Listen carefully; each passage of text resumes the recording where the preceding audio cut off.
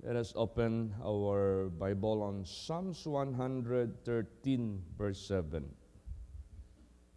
Praise the Lord. He raiseth up the poor out of the dust and lifteth the needy out of the dunghill. Yes. Paano natin ma-describe yung ating buhay sa sanglibutang ito? Di ba sinabi dyan, we are dust, and unto dust we will return. Paano natin ma-describe ang buhay natin sa sanglibutang ito? Di ba we are needy out of a dunghill? Kumbaga pa, sa sanglibutang ito, it doesn't matter ano man ang iyong status, no? Nandyan pa rin ang kahirapan. Pero sinabi dito, He raised up the poor out of the dust. Paano gagawin ito ng Diyos? He can do this both temporal and eternal. No? Pwede niya itong gawin sa buhay natin literally or physically or materially. And above all, spiritually. Kasi yan yung ginawa ng ating Panginoong Jesucristo na tayo ay huwag mahiwalay sa Diyos ng tuloy-tuloy na. Dahil sa kasalanan.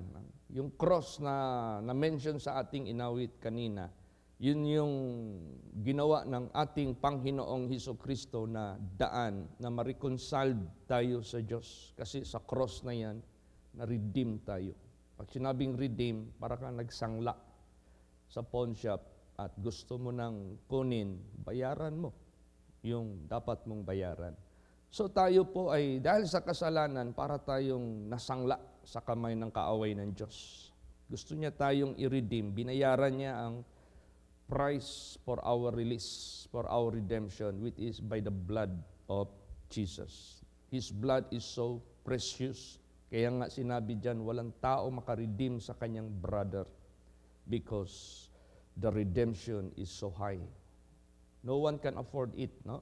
Only God and Jesus made it. Ginawa yan ng ating Panginoong Jesucristo. So pag na-reconcile tayo sa Diyos, kung ano yung meron na pangako ng Diyos sa atin, sa tao sa mundong ito, temporal man or eternal, kakamtin natin yan. Maangkin natin yan. By His grace, by His mercy, and by His compassion, naturally. By His own way. Sa kanyang pamamaraan. Hindi sa pamamaraan natin, hindi sa pamamaraan ng gobyerno, hindi sa pamamaraan ng mga ibang bansa, hindi sa pamamaraan ng nag-abroad ka, hindi po. Siya ang gagawa. So, aside from the dust, spiritually, ililift up niya tayo from dust. Pag sinabing dust, that is no value. Di ba? Pag magwalis tayo, anong ginagawa natin sa dust? Tinatapon. Walang tao dito na nagwalis ng dust, iniipon. Tinatapon talaga yan. So from being dust, we are dust, and unto dust we will return, pero ililift up tayo ng Diyos. I-elevate tayo. Pag sinabing lift up, that is an elevation of level. Yung bang itataas ka? Yung bang i-improve ka? Yung bang bigyan ka ng tinatawag na promosyon. So, from the dust to eternal glory. Imagine that. From poverty to eternal riches. Yan yung kamtin natin sa ating Panginoong Diyos. Kaya anong sinabi dito? Psalm 75, 6 hanggang 7. Praise the Lord. For promotion cometh neither from the east, nor from the west, nor from the south. But God is the judge. He put us down one and set us up another. Ayan. Ang promosyon, meaning to say, ang pag-lift up. Ang promosyon, meaning to say, ang pag-asenso. Ang promosyon hindi galing kahit sa east, kahit sa west, kahit sa south. What do you mean of this? Maybe these are the eastern countries, the western countries, the southern countries, or the northern countries. Hindi galing sa kanila yung promosyon, sabihin ko po sa inyo. They are not. Kasi minsan masyadong pinupuri ng mga tao yung western country, eastern country, northern country, southern country, para bagang masyado nilang iniisip na doon na yung pagyaman ng mga tao, doon na yung pag-asenso ng mga tao. No, it's not. Hindi dyan. But God is the judge. Pag sinabing God is the judge, siya yung magdi-decide what is due to you. Praise the Lord. Yan ang isipin natin lagi. He put it down one. So ang Diyos, nasa kamay niya, nasa hustisya niya, nasa kapangyarihan niya kung sino yung ibabagsak niya. And set it up another. Nasa decision niya, nasa hustisya niya, o decision niya kung sino itataas niya. Tingnan mo, anong nangyari doon sa kalangitan? Di ba? Sinong judge doon? Ang Diyos. Anong judgment ang ginawa ng Diyos? Sa langit, may nangyari bang promotion at saka demotion? Meron po. Promotion para sa mga faithful angels of God and demotion para sa mga unfaithful angels of God, led by Lucifer. Di ba na-demote sila? Di ba binagsak sila? Di ba bumaba yung kanilang level?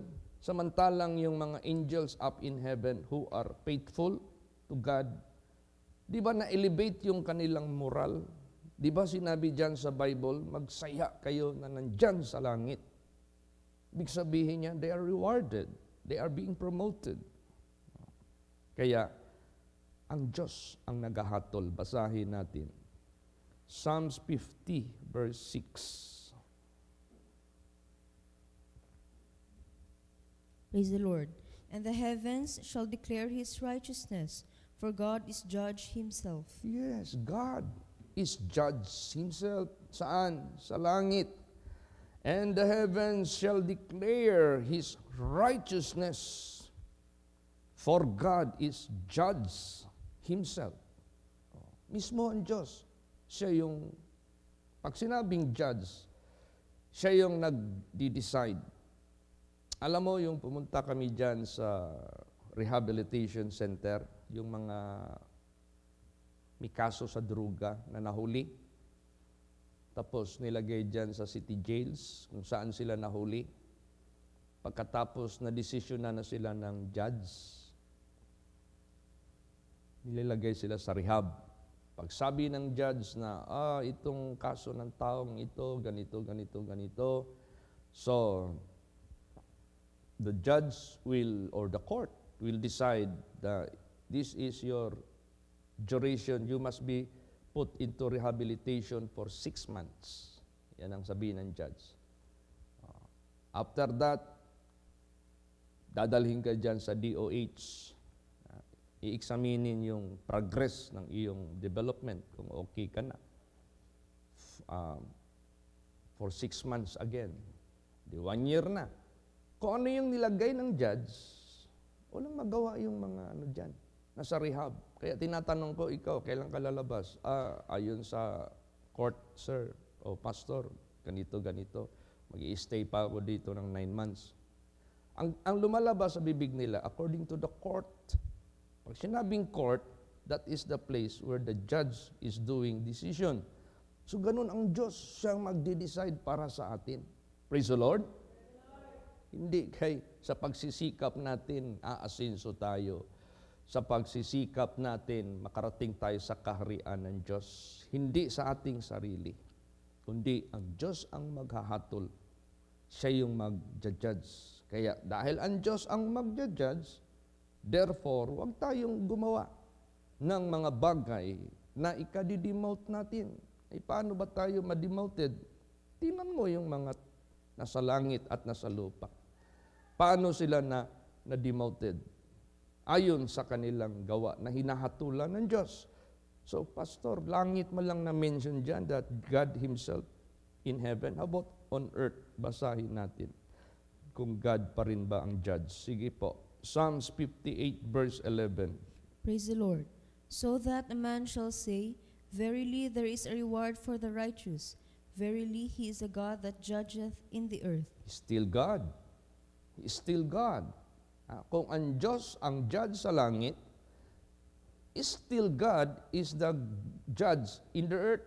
Dito sa lupa, siya pa rin ang judge. Bakit? Pastor, taga-langit naman siya, hindi naman siya taga-lupa. Of course, He made the earth. The earth is under His authority. That is why sinabi dyan, He is the King of Kings and the Lord of Lords. Walang anumang bagay dito sa lupa na hindi under His rule, under His. Tingnan mo si King Nebuchadnezzar. Si King Nebuchadnezzar, king of Babylon. Anong sinabi niya? Di ba nagmayabang siya? By my power, by my strength, I made this beautiful, I made this wonderful, this place. Di ba? Nung siya'y pinalo ng Diyos at pinarealize sa kanya, anong lumabas sa bibig ni King Nebuchadnezzar? Truly, God is ruling the kingdom of men. He is still the King of Kings and the Lord of Lords. Sino yung i-demote niya? Sino yung nagmamataas? Tingnan mo, natuto si Nebuchadnezzar dahil sa kanyang pagmamataas, naranasan niyang ibagsak ng Diyos. Wala siyang magawa. Pag ang judge na ang maghatol, walang magawa ang sino man. Tulad niyan, pagbalik ni Lord Jesus Christ, kung sino yung i-judge niya na makasama sa rapture, walang magawa yung naiwan kasi nahatulan sila na hindi sila worthy. Mapasaya at mapalad yung nasama sa rapture kasi God judged them na righteous sila. Sa resurrection naman, sa first resurrection, God will decide sino ang re-resurrect. Sa first resurrection, pag hindi ka na-resurrect, in case napatay ka pagdating ni Kristo, pag hindi ka na-resurrect, ibig sabihin yan, God judge you unworthily. Siya ang judge dito sa lupa at sa langit. Praise the Lord. Pag kinasiyahan ng Diyos ang sino man sa atin na i-lift up ka, kasi sinabi dyan, godliness. Pag sinabing godliness, this is about God. Pag sinabing godliness, this is belong to God. God is profitable. Godliness is profitable unto all things. Pag sinabing all things, dahil all things belong to God. Praise the Lord. So siya magde-decide. Godliness is profitable unto all things, having promised the life that now is, referring sa buhay natin na temporary, sa buhay na ito, pag godliness, profitable. Bakit? Siya yung judge. Siya yung mag-lift up. Kung sino yung gustong i-lift up. Siya yung magtulong kung sino yung tulungan niya. Siya, wala ng iba. And profitable unto all things, having promised the life that now is, literal, temporal, material, physical, financial, economical, earthly, and the life that which is to come. Pag sinabing life that which is to come, the future after here. No? Present, and the life that which is to come. After death yan. So, ang Diyos ang promosyon. Pag hinatulan ka ng ating Panginoong Diyos na you are saved, you are bound to be with Him into His eternal glory. Yan na yun. The life that which is to come, may promise ang Diyos for eternal life, for eternal glory, eternal riches, eternal lahat na mga benefits. Kaya, siya ang mag-decide. Basa pa. Psalms 113, 7 and 8. Praise the Lord. He raiseth up the poor out of the dust, and lifteth the needy out of the dunghill, that he may set him with princes, even with the princes of his people. Yan. Naalaala niyo, may pahayag si Lord Jesus sa atin, mga anak ko, paranasin ko kayo ng buhay na masagana. Paranasin ko kayo na buhay mayaman. Di ba pinangako yan ng Diyos? Subalit, ito ay saglit lang ibibigay ko sa inyo. So, ang Diyos hindi siya malimutin. Kaya nga sinabi diyan, God is not unrighteous to forget His promise. Praise the Lord. Hindi siya malimutin sa kanyang mga pangako. Kaya nga sabi sa akin ni Brad Bernard, Pastor Chit, wala kayang tayong marinig na mag-question sa ginawa mo dyan na parsonage. Wala kayang magmurmur, wala kayang mag-complain, wala kayang mag-usig sa iyo.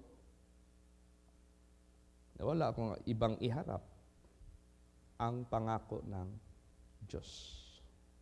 Meron man kayong i-blame ang Diyos. Praise the Lord. Hindi tao. Kasi siya yung nag-judge. At saka ito, para sa lahat ito, kayo rin meron kayo. Look at the past of our status. Sino tayo noon? Di ba? Sino tayo ngayon? Sabi nga ni Sister, alam mo Sister Susan na hindi ko malaala, hindi ko makalimutan. Sabi niya, sugot na yung kung mamatay ko, kuhaon na ko sa Ginoo, basta makabalo na ko mo drive. Ibig sabihin yan, parang content, mababaw yung ligaya niya eh. Bata pa siya sa spiritual noon eh. Para bang satisfied na ako pag makadrive na ako. Para sa kanya, malaking ano na yun, attainment sa buhay. So, ibig sabihin yan, very low yung kanyang status noon. Ngayon, nakadrive na siya. Sino mag-akala na matupad? Na she is already holding manubela. Tapos, anong klaseng car ang dinadrive mo? Di ba? Di mo naman sabihin niya na pipitsugin yan. Branded yan. So, tayo mga anak ng Diyos, we receive the promise of God.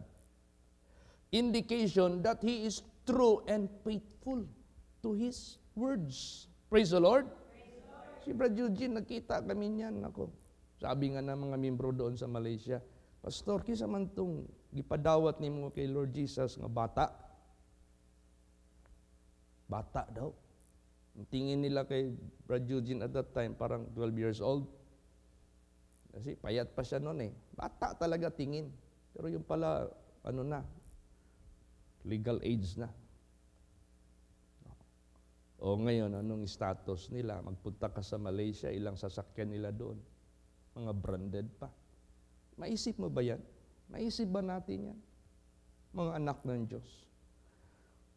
Kaya, pag ang Diyos ang nag-judge sa atin lahat, mangyayari talaga yan. According to His words. Mag-ingat lang tayong na kung sakaling mag-increase yung blessings ng Diyos sa buhay natin, do not put your heart there na magmayabang ka na. Mawala ka na sa spirituality. Sabihin mo, mabuhay din pala ako. Kahit pwede naman siguro ako babalik sa bisyo ko, babalik sa kasalanan ko. Hanggang mamatay ako, hindi pa man siguro mawala itong bahay ko na tinayo ko. So, na-divert ka ngayon. Na-snare ka ngayon. Kaya nga, sabi nga ni David, if riches increase, put not your heart there. I shall not be moved in prosperity.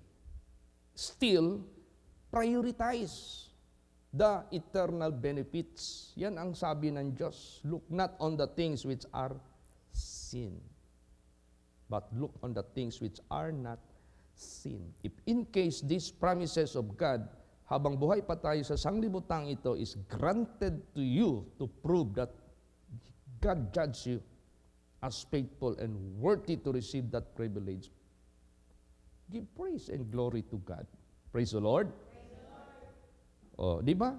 Maliwanag, He raised up the poor out of the dust and lifted up the needy out of the dunghill, that He may set him with princes.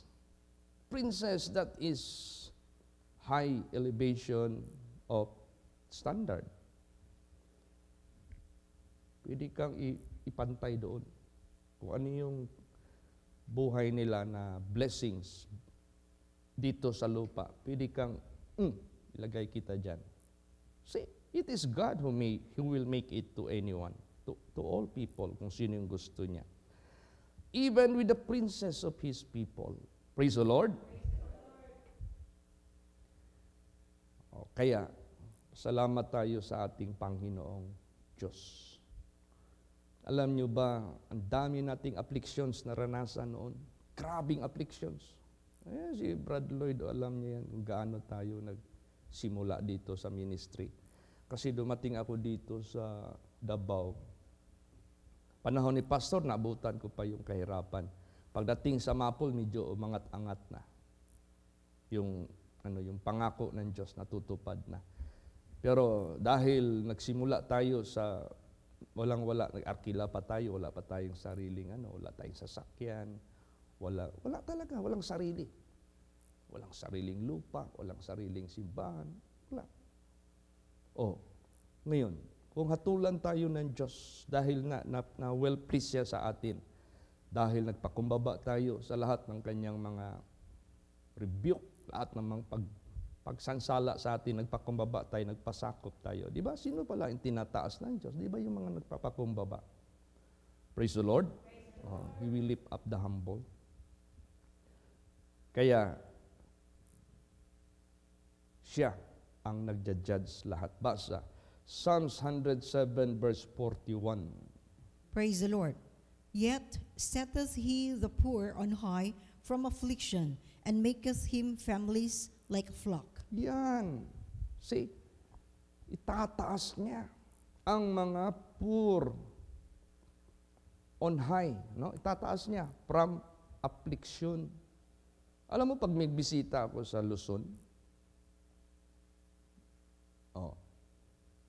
anong privilege binigay ng Diyos doon? Halos lahat ng mga membro doon may kanya-kanya ng magandang tirahan. Halos mga anak ng Diyos doon may kanya-kanya ng mga vehicles. Magpasok ka sa bahay nila noon, nung first kong pioneering dyan, pagpasok ko sa bahay, sabihin ko po sa inyo, halos wala kang makitang infrastructure, mga mga mabababang bahay, yung mga atip, dilapidated na hindi maayos-ayos. Kasi wala talaga. Pero ngayon, tingnan mo, how God bless His people as we obey. Because He is the judge. Punta ka ng as far as to Gigaraw. Tingnan mo mga anak ng Diyos doon. Orderan na ng mga brand new na mga vehicles. Punta ka sa bahay nila. Puro air condition na yan halos lahat. Makita mo yung faithfulness ng Diyos. Meaning to say, this is it. Ito na ang totoong tunay na Diyos na ating pinaglilingkuran na walang masasayang na salita niya sa lupa. Walang mag-fail, ibig sabihin yan. And we are bound to eternal riches. We are bound to eternal glory. Basta mag-serve lang tayo sa Kanya ng buong puso. Praise the Lord. Praise the Lord. Basa pa, Job 5:11. Praise the Lord. To set up on high those that be low, that those which mourn may be exalted to safety. Yes. Yan mo si Pastor Tam. Ang mahal ng property sa Manila ngayon, sabihin ko po sa inyo. Pero ano ngayon ang status ni Pastor Tam sa ministry niya? Naka-establish siya ng building, 3-story building. Praise the Lord.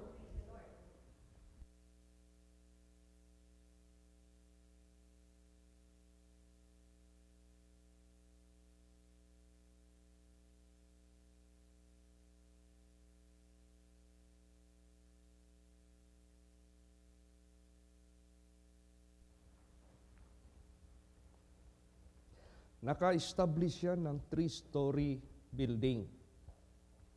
It's not a joke to put up a 3-story building in the heart of Manila. Tagaytay, Taytay, Rizal, that is considerable as within Metro Manila. Di basta-basta yan. First floor, quarter niya with his wife. May kwarto doon, sabi niya sa akin, Pastor Chet, I reserve room for you if ever you visit. Naka-create pa siya ng guest room. Sa second floor, buo yan, simbahan yan. Sanctuary, makita niyo yung sanctuary doon. Makita mo sa online nila. Ganda. Third floor, nandoon yung accommodation ng 2 anak niya. Si Jeremiah at saka si Mayang, si Jemima. How God bless him. Praise the Lord. Mga churches natin, nagsimula sa napakaliit na kongregasyon, napakaliit na simbahan. Ngayon, nagsisilakihan ang mga churches natin. To God be the glory. That is an indication of all members na binigyan sila ng kakayahan. Because church is an indication of the success and prosperity by God to His people. Amen? Praise the Lord. You see, natutupad. Minsan kasi, sometimes, Satan create negative. Huwag tayong makinig kay Satanas. Na hindi na natin na-appreciate yung pangako ng Diyos. Appreciate it. Mention it. Claim it. And give glory and honor to Him who made it. Praise the Lord. Kasi He is the judge. Siya yung judge eh. Pag sinabing judge, siya yung nag-desisyon na ito para sa iyo, ito para sa iyo. Siya. Wala nang iba. To God be the glory. Purihin ang ating Panginoong Diyos. To set up on high those that be low, that those which mourn may be exalted to safety. Bakit ka nag-mourn?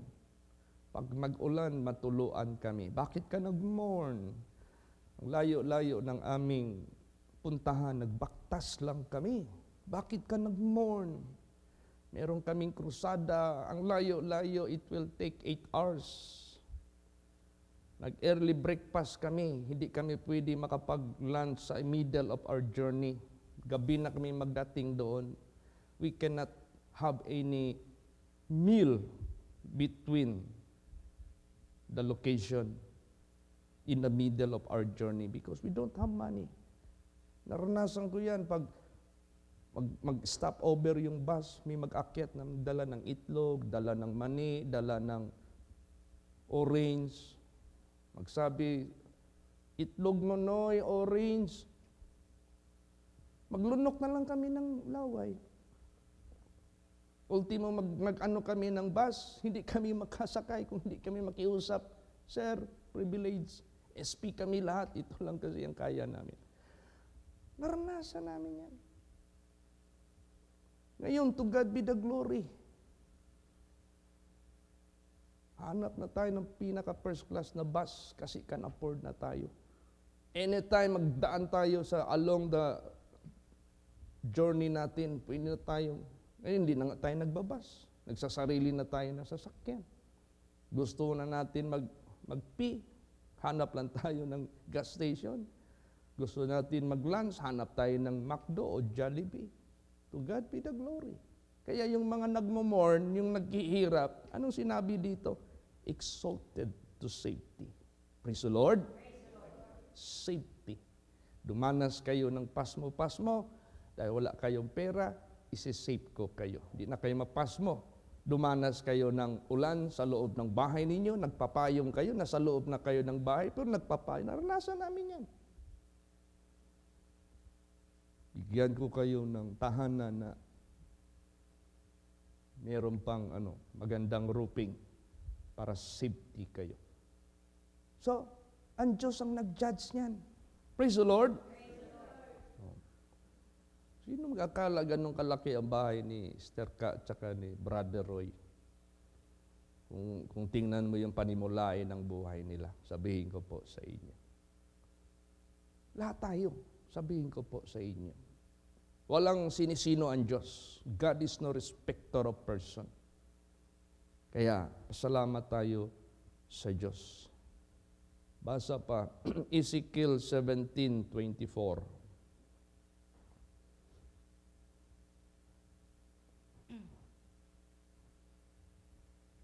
Sige. Praise the Lord. And all the trees of the field shall know that I, the Lord, have brought down that high tree, have exalted the low tree, have dried up the green tree, and have made the dry tree to flourish. I, the Lord, have spoken and have done it. Ayan. Imagine, anong meron dito sa verse na ito? Merong demosyon. Meron ding promotion. All the trees of the field shall know that I, the Lord, have brought down the high tree. May demosyon na nangyayari sa mundong ito. Have exalted low tree. Merong promotion din ginagawa ang Diyos sa mundong ito. Dried up the green tree. That is demotion. And made the dry tree to flourish. That is promotion. I, the Lord, have spoken and have done it. Oh, saan nangyayari ito? Yung mga nagmamataas na ayaw kumikilala sa Diyos, binabagsak niya. Yung mga nagpapakumbaba na naniwala sa Diyos at sumunod sa kanyang direksyon, itataas niya. Sabi ng Diyos, ako ang judge. Ako gumawa sa lahat sa inyo. If you honor me, I will honor you. If you exalt me, I will exalt you. See, those who despise me shall be despised also. Kaya siyang judge eh. Wala nang iba. Basa pa, James 2, verse 5. Praise the Lord. Hearken, my beloved brethren, hath not God chosen the poor of this world, rich in faith, and heirs of the kingdom which he hath promised to them that love him? See? Poor, meaning to say, talagang wala. Pero mayaman ka sa pananampalataya. Naniwala ka sa totoong Diyos. Sumamba ka sa totoong Diyos. Naglingkod ka sa totoong Diyos. Anong sinabi dyan? Hearken, my beloved brethren, hath not God chosen the poor of this world, but rich in faith, because they believe him, and heirs of the kingdom, which he hath promised to them that love him. Imagine that. Iridiro ka ng kaharian ng Diyos. Hindi ka lang na mag-inherit ng isang property dito sa mundong ito na worth billions. Iridiro ka ha, mag-i-inherit ka sa kanyang kaharian. Doon sa eternal riches. Na nako, hindi yan basta-basta. Mayaman ka pa kay Elon Musk. Mas mayaman ka pa kay sino yung mga mayayaman dito na tinaguri ang the riches of the world. Imagine that. Yan ang isipin natin. Napakaganda yung faith natin dyan sa Kanya. At ganito, kung pararanasin man tayo ng Diyos ng blessings habang nandito pa tayo sa lupa, huwag tayong huminto, gagawa at gagawa na pag-imbak ng kayamanan sa langit. Praise the Lord. Huwag tayong maghinto niyan. Huwag tayong maghinto. Ito yung mga blessings na natamo natin. Depende na yun sa pag-manage natin sa blessings. Pag pinagkalooban tayo ng Diyos ng blessings at na-manage mo yan, sabihin ko po sa inyo, pagpalain ka ng Diyos. Pero isipin natin na meron pang pinaka-importanting lugar na doon tayo mag-impok, doon tayo mag-invest. Hindi dito sa lupa. Yung sinabi ba ni Lord Jesus, lay up treasure in earth. In heaven. Mag-impok kayo ng maraming treasure doon sa langit. Not on the earth. Sabihin, not on the earth, although nag-promise siya, patigman kanya ng buhay na marangal at masagana. Hindi ka naman pwede mag-impok dito ng ganun kasi iiwanan mo rin yan. So ang gusto ng Diyos, huwag tayong mawala. Sa kanyang advice, doon kayo mag-impok sa langit. Praise the Lord. How to do it? Basahin natin last verses. Daniel 12:2 hanggang 3. Praise the Lord. And many of them that sleep in the dust of the earth shall awake, some to everlasting life, and some to shame and everlasting contempt. And they that be wise and shine as the brightness of the firmament, and they that turn many to righteousness as the stars to forever and ever. Ayan na. Ito na. Maraming nangatulog sa kanila sa alikabok, sa lupa, ay gigisingin. Kasama na yan sa first resurrection, kasama na yan sa general resurrection. Ang iilan, doon sila sa everlasting life. At ang iba naman sa kapahiyaan, shame, and everlasting contempt. Sila na mga matalino shall shine as brightness of the firmament. And sino yung matalino? Di ba yung nakinig at sumunod sa salita ng Diyos? Praise the Lord. And they that turn many to righteousness. Yung mga nakawin ka ng mga kaluluwa. Sabi niyan, oy, marami ng star yung crown mo. It is not only the crown has many stars, but it is you yourself will be shining more and more. Praise the Lord. And they that turn many to righteousness. Many. Kaya, pag sinabing many, hindi few. Pag sinabing many, accumulated. Pag sinabing many, much. Kaya as much as many we can turn to righteousness, the best yan. Praise the Lord. Mas maigi yan. As the stars forever and ever. They will be shining as the stars forever and ever in His kingdom. Kaya, salamat tayo sa ating Panginoon Diyos. Tinuruan niya tayo, appreciate everything which God made us. Siya yung gumawa nito. Siya yung naghatol sa atin lahat. Kaya, in all these things, let God be glorified. Let God be magnified for His great name's sake, for His honor and His glory. Tingnan mo, nakita ni Lord Jesus Christ na nagpagawa tayo ng personage. Gusto ko yung mag-work dyan, yung talagang dibdiban talaga. Nag-hire nga tayo ng tagalabas. Pero nahinto na sila kasi hanggang doon lang. Tingnan mo, si Brad Lloyd, sino mag-akala na ito pala ay hinahawakan ng engineer para mag-construct ng mga bahay. Nawalan siya ng gana sa buhay dahil may pagsubok sa buhay niya. Sabi niya, magpatiwakal na lang kaya ako para matapos na itong kalungkutan ng buhay. Malaking pagsubok sa buhay niya. May hanap-hanap siya ngayon. Kontakin ko kaya si Pastor Chito, maghingi ako ng advice. Yun, sabi ko sa kanya, punta ka na dito. Dito ka muna for the meantime para makasimba ka una sa lahat. Hindi ko alam, skill pala ito.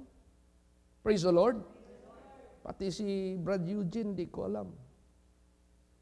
Magaling pala ito magpaitong. Mabilis yung kanyang tawag niyan. May initiative siya.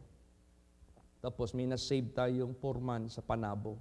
Sino magkakala? Si Brother Sam. Napaka-pino magtrabaho. Mabait. matakutin pa sa Diyos. Praise the Lord. Si Pastor Dan, adopted na yan dito. Sa amin na yan. Kasi alam naman natin yung naging kapalaran niya. Nauna na si Pastora Tess. Alangan man yung iniwan ni Pastora Tess, hindi natin yun i-adapt. So dito na yan siya. Laking tulong yan. See, God knows everything. Praise the Lord. Paano yung pastor matapos yung bahay dito? Dito pa rin si Brad Eugene tsaka si Brad Lloyd. There is something i-prepare ang Diyos sa kanila. Higit pa. Praise the Lord. Si Brad Danny lang maiwan dito kasi dito na talaga yan. Itong lahat, God judges everything. Kaya purihin natin ang ating Panginoong Diyos, dakilain natin siya sa lahat ng mga privileges na ipinangako niya. Minsan kasi ang tao, hindi na magtingin doon sa pinakasimula. Akala nila magic ba yung ganun lang? Hindi po. Sabihin ko po sa inyo, lahat tayo mga anak ng Diyos. Susubukin mo na tayo ng Diyos. Ilagay mo niya tayo sa mourn. Mag-mourn muna tayo sa kahirapan. Ilagay mo na tayo sa affliction. Tapos bago tayo is set on high. Temporal, lalot na sa eternal. Amen? Praise the Lord. Magsitayo po ang lahat.